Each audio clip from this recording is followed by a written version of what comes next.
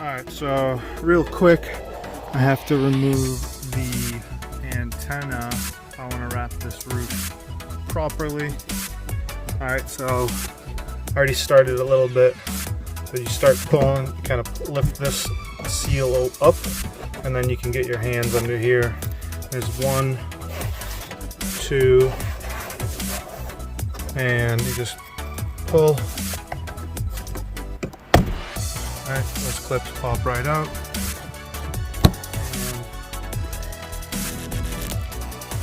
And get in there. There is that bolt right there. Just gotta unscrew that, and that antenna will slide right out.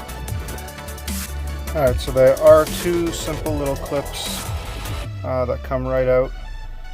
Just use, click, push that down. Okay, same thing. And then don't forget, so when you're pushing this straight up, there's these 2 clips on either side. One there and one right there. Okay, so you just push those in and just pop this straight up and it slides right out, no problem.